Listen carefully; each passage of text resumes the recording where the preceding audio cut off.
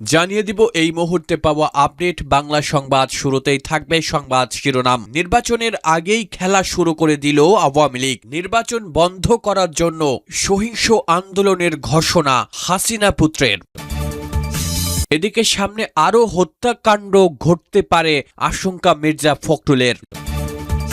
জানিয়ে দিব হাদিকে হত্যা চেষ্টায় ব্যবহৃত মোটরসাইকেল শনাক্ত, মালিক গ্রেফতার। আরও জানাবো হাদি গুলিবিদ্ধ ফয়সালের সব ব্যাংক হিসাব জব্দ এনবিআরের। এবং সবশেষে শায়েরের চাঞ্চল্যকর তথ্যে উলটপালট, হাদির উপর হামলাকারী ভারতে পালিয়ে গেছেন। সংবাদ শিরোনামগুলো শুনছিলেন, এবারে জানিয়ে দিব বিস্তারিত।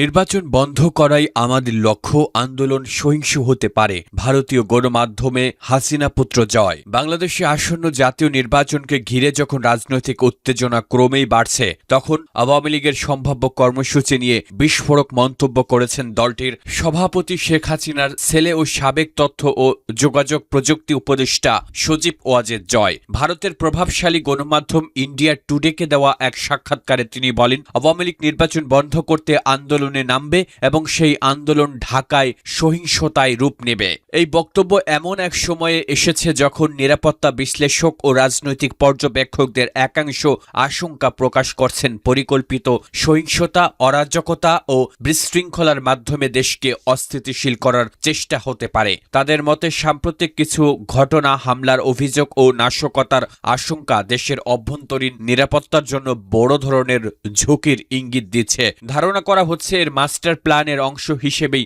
শরীফ ওসমান হাদিকে হত্যার চেষ্টা চালানো হয়েছে। এছাড়াও আরও বড় ধরনের নাশকতার আশঙ্কা রয়েছে। অনেকেই মনে করছেন দেশের অভ্যন্তরীণ নিরাপত্তার জন্য বর্তমানে সবচেয়ে বড় হুমকি হল পতিত ফ্যাসিস্ট আওয়ামী লীগ ও তাদের লুকিয়ে থাকা তাদের সহযোগী দোসররা। সাক্ষাৎকারে সজীব ওয়াজেদ জয় বলেন, এই মুহূর্তে আমাদের লক্ষ্য হল নির্বাচন বন্ধ করা। তার বক্তব্য অনুযায়ী আওয়ামী লীগ নির্বাচনী প্রক্রিয়ায় বিরুদ্ধে প্রতিবাদ জানাবে এবং রাজধানী ঢাকাকে কেন্দ্র করে পরিস্থিতি অশান্ত হয়ে উঠতে পারে বলেও তিনি আশঙ্কা প্রকাশ করেন। তিনি আরও দাবি করেন, বর্তমান রাজনৈতিক পরিস্থিতিতে নির্বাচন আয়োজনকে কেন্দ্র করে যে বাস্তবতা তৈরি হয়েছে তাতে শান্তিপূর্ণ প্রতিবাদের সম্ভাবনা কম। জয় বলেন, আওয়ামী লীগ নির্বাচন বন্ধ করতে প্রতিবাদ করবে এবং সেটি ঢাকায় সহিংসতায় রূপ নেবে। ভারতীয় সংবাদ মাধ্যমে দেওয়া এই বক্তব্য প্রকাশ্যে আসার পর বাংলাদেশের রাজনৈতিক অঙ্গনে তীব্র প্রতিক্রিয়া দেখা দিয়েছে। বিরোধী দলগুলো জয়ের মন্তব্যকে পরিকল্পিতভাবে নির্বাচন বানচালের ইঙ্গিত হিসেবে দেখছে এবং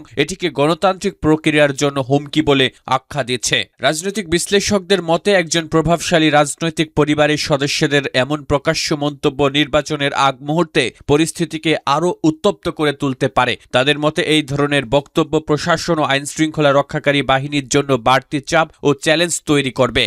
সামনে আরও হত্যাকাণ্ড ঘটতে পারে আশঙ্কা মির্জা ফখরুলের। ত্রয়োদশ জাতীয় সংসদ নির্বাচন ঘিরে সামনে আরও হত্যাকাণ্ড ঘটতে পারে বলে আশঙ্কা প্রকাশ করেছেন বিএনপির মহাসচিব মির্জা ফখরুল ইসলাম আলমগীর। তিনি বলেছেন, নতুন করে বাংলাদেশের শত্রুরা হত্যাকাণ্ডে মেতে উঠেছে। আমরা আশঙ্কা করছি সামনে আরও হত্যাকাণ্ড ঘটতে পারে। রোববার সকালে রাজধানীর মিরপুর শহীদ বুদ্ধিজীবী স্মৃতিসৌধে শহীদ বুদ্ধিজীবীদের প্রতি শ্রদ্ধা নিবেদন শেষে তিনি এসব কথা বলেন। মির্জা ফখরুল বলেন, নির্বাচনের মাধ্যমে বাংলাদেশের মানুষ আবারও স্বপ্ন দেখছে একটি গণতান্ত্রিক বাংলাদেশের। আমরা যে কোনো মূল্যে দেশের স্বাধীনতা ও সার্বভৌমত্বকে অক্ষুণ্ণ রাখব, গণতান্ত্রিক অগ্রযাত্রাকে রক্ষা করব। এ সময় সব ষড়যন্ত্র ও চক্রান্তকে ব্যর্থ করে দিয়ে দেশকে নতুনভাবে গড়ে তোলার প্রতিশ্রুতি ব্যক্ত করেন বিএনপি মহাসচিব। তিনি বলেন, সকল চক্রান্তকে ব্যর্থ করে দিয়ে দেশের মানুষ তাদের গণতান্ত্রিক অধিকার আদায় করবে। যথাসময়ে নির্বাচন অনুষ্ঠানের মধ্য দিয়ে গণতান্ত্রিক অগ্রযাত্রা অব্যাহত থাকবে। তিনি আরও বলেন, এই দেশের স্বাধীনতা ও গণতন্ত্রের জন্য যারা প্রাণ দিয়েছেন তাদের সবার প্রতি আমার শ্রদ্ধা জানাচ্ছি। আমাদের নেতা, আমাদের প্রতিষ্ঠাতা, বাংলাদেশের স্বাধীনতার ঘোষক শহীদ প্রেসিডেন্ট জিয়াউর রহমান এই বাংলাদেশের যে আমূল পরিবর্তন নিয়ে এসেছিলেন তার প্রতি আমরা গভীর শ্রদ্ধা জানাচ্ছি।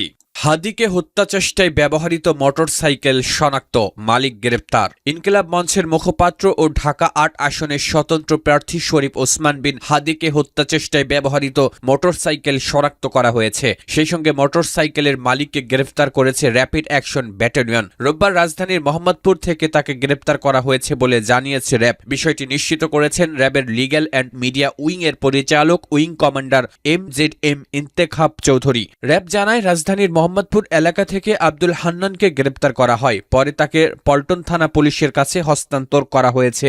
ওসমান হাদিকে হামলায় ব্যবহৃত মোটরসাইকেলটির নম্বর 546375 বলেও জানায় র্যাব। গ্রেপ্তারকৃত হান্নানের বাবার নাম মোহাম্মদ আবুল কাশেম, তার বাড়ি চাঁপাইনবাবগঞ্জে। র্যাব আরও জানায়, হামলার ঘটনায় হান্নান সরাসরি জড়িত কিনা তা তদন্ত করে দেখা হচ্ছে। এদিকে শনিবার রাতে শরীফ ওসমান হাদির চিকিৎসায় গঠিত মেডিকেল বোর্ড থেকে এক বিবৃতিতে জানানো হয়, এভারকেয়ার হাসপাতালের ক্রিটিক্যাল কেয়ার ইউনিটে ভর্তি আছেন তিনি। মেডিকেল বোর্ড জানায়, ওসমান হাদির শারীরিক অবস্থা এখনও আশঙ্কাজনক। মস্তিষ্ক মারাত্মকভাবে ক্ষতিগ্রস্ত হয়েছে, ফুসফুসে ইনজুরি বিদ্যমান, তবে তার কিডনির কার্যক্ষমতা বর্তমানে ফিরে এসেছে। বিবৃতিতে মেডিকেল আরও জানায়, গুলিবিদ্ধ ওসমান হাদির মস্তিষ্ক মারাত্মকভাবে ক্ষতিগ্রস্ত হয়েছে। যেহেতু সার্জিক্যাল হস্তক্ষেপ সম্পন্ন হয়েছে, তাই বর্তমানে তাকে কনজারভেটিভ ম্যানেজমেন্টে রাখা হয়েছে। ব্রেন প্রোটেকশন প্রোটোকল অনুসরণ করে প্রয়োজনীয় সব সাপোর্ট চালু থাকবে। শারীরিক অবস্থা কিছুটা স্থিতিশীল হলে পুনরায় ব্রেনের সিটি স্ক্যান করা হতে পারে। হাদি গুলিবিদ্ধ, ফয়সালের সব ব্যাংক হিসাব জব্দ NBR এর। ঢাকা ৮ আসনের সম্ভাব্য স্বতন্ত্র প্রার্থী ও ইনকিলাব মঞ্চের মুখপাত্র শরীফ ওসমান হাদির ওপর গুলিবর্ষণের ঘটনায় প্রধান সন্দেহভাজন ফয়সাল করিম মাসুদ ও তার মালিকানাধীন আইটি প্রতিষ্ঠান অ্যাপল সফট আইটি লিমিটেড এর সব ব্যাংক হিসাব জব্দ করেছে জাতীয় রাজস্ব বোর্ডের কেন্দ্রীয় গোয়েন্দা সেল। আজ রবিবার NBR এর ঊর্ধ্বতন একটি সূত্র বিষয়টি নিশ্চিত করেছে। ফয়সাল করিম মাসুদ ওরফে Daud Khan Bangladesh Association of Software and Information Services এর সদস্য।